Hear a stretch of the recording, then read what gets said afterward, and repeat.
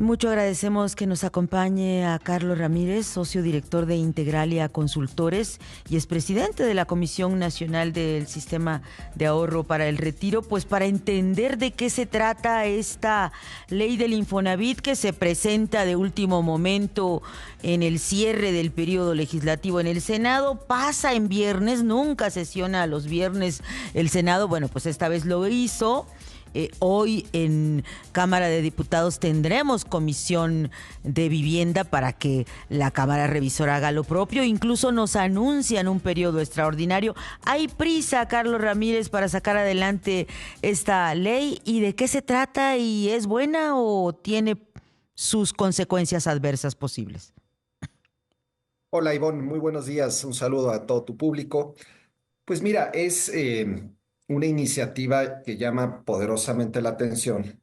Se presenta, digo, se había aprobado hace algunas semanas, ya quizá meses, se había aprobado la reforma constitucional en materia de vivienda y en Así es, efecto faltaban las reglas secundarias, la legislación exactamente. secundaria. Sí, Pero de manera impronta, sorpresiva, el gobierno presenta el viernes, al final del periodo de sesiones digamos, de manera repentina, pues las leyes secundarias. Y en estas leyes secundarias, varios elementos de las mismas dan mucho que pensar. Y bueno, ¿en qué sentido?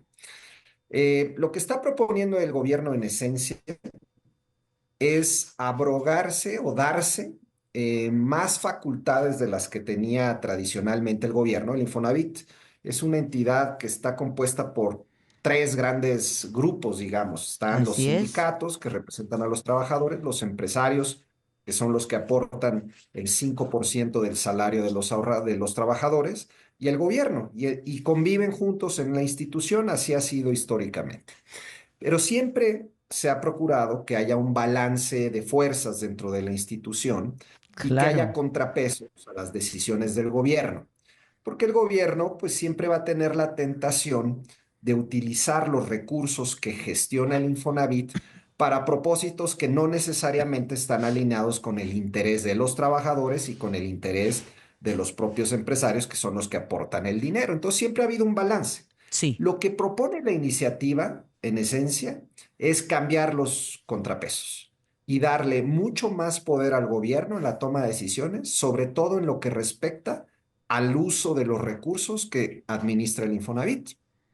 Y eso es algo que no habíamos visto nunca y que en esencia, recordarle al público, el ahorro que administra el Infonavit tiene dos posibles fines, ya sea contratar una vivienda, un crédito hipotecario, una Sí. mejora de casa, y si no se utiliza ese dinero a lo largo de la vida laboral del trabajador, que ese dinero se junte con el dinero del Afore y sirva para el retiro.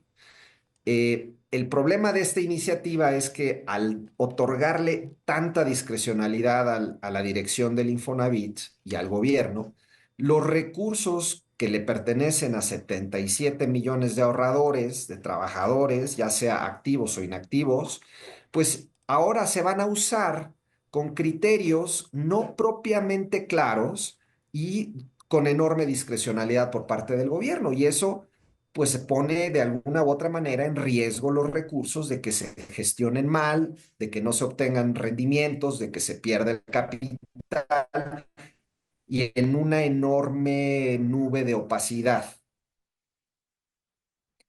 Esa es en esencia la iniciativa.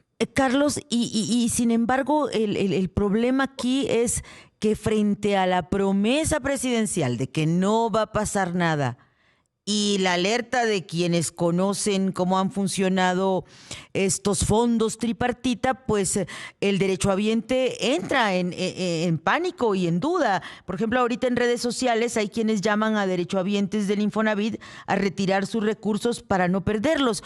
Pero quisiera pedirte que nos acompañes a escuchar la voz de la presidenta de México que hace una hora se acaba de pronunciar al respecto. Vamos a escucharla.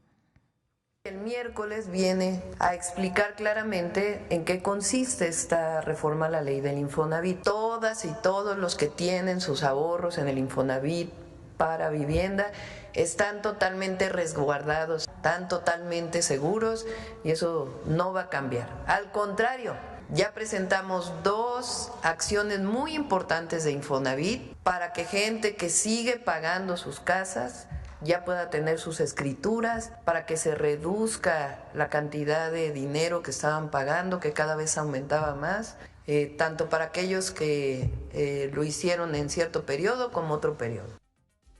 Carlos Ramírez, socio director de Integralia Consultores y expresidente de la Comisión Nacional del Sistema de Ahorro para el Retiro.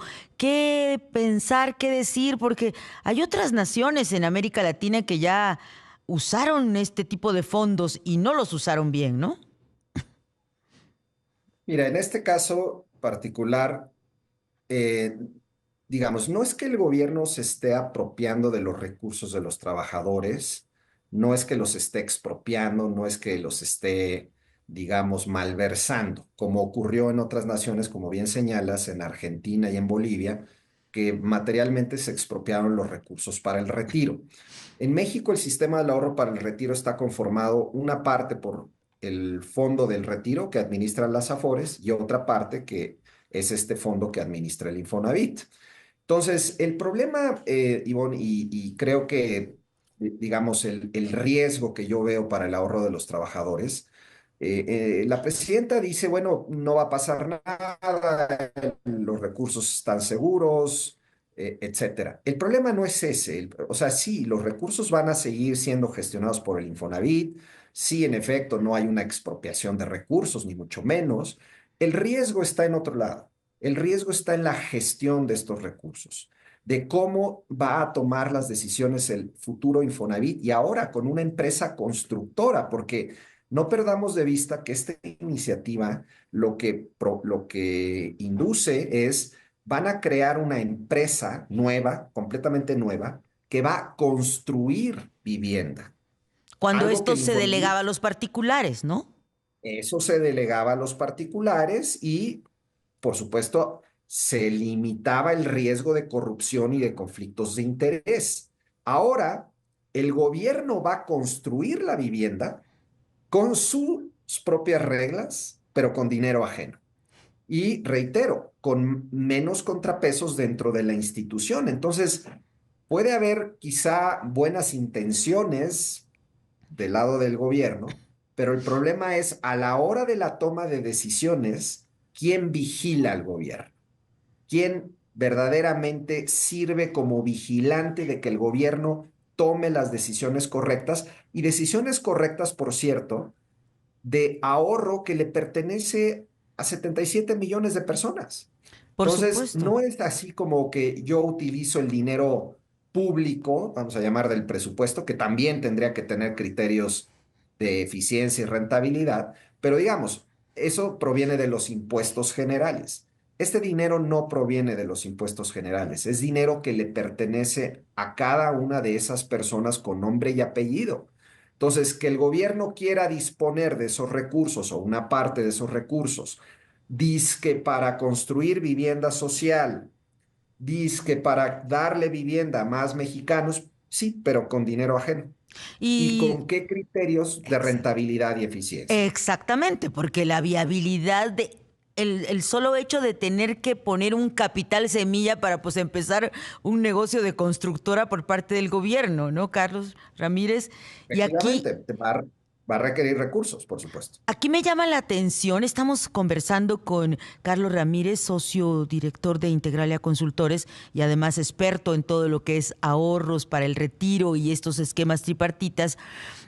Me llama la atención que los sindicatos que en los últimos años han sido pues bastante, podríamos decir, disciplinados e institucionales, como se dice en nuestro argot político, sumándose, aplaudiendo, dándole el visto bueno a las medidas del Ejecutivo Federal, hoy estén respingando y hayan levantado la ceja diciendo, cuidado, no nos consultaron. Y bueno, se abre una oportunidad ahora en Cámara de Diputados, toda vez que la Comisión de Vivienda pues va a dictaminar el anteproyecto enviado por los senadores.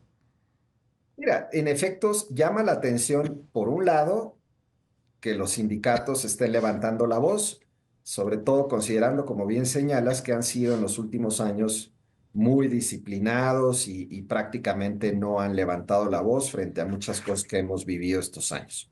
Así es. Aunque también debo decirte, Ivonne, que no han emitido un comunicado oficial. En efecto, el fin de semana hubo algunas opiniones, algunos comentarios, pero no ha sido publicado el comunicado. Pero de todos modos, el asunto es que, claro, los sindicatos representan a los trabajadores, en teoría, dentro de la institución, y básicamente lo que está haciendo el gobierno es borrarlos en la toma de decisiones respecto al uso de los recursos que le pertenecen a los trabajadores. Ahora, en la misma dirección, bueno, más bien en sentido contrario, pero también llamativo, es el silencio del sector empresarial. El sector empresarial forma parte de la institución del Infonavit precisamente porque pone los recursos de ahí, del millón de patrones que hay en el país, proviene la aportación del 5% que va al Infonavit. Entonces tienen voz, voto, y ahora los están borrando y silencio. No hay absolutamente hasta ahora ningún pronunciamiento directo, lo cual pues llama poderosamente la atención. ¿Habría habido quizás una negociación previa o una promesa de incluir algunos de ellos en la parte de la construcción? ¿O cómo te explicas un silencio de un protagonista clave para un esquema tripartito que ahora estaría siendo transformado por la vía de este ordenamiento legal secundario?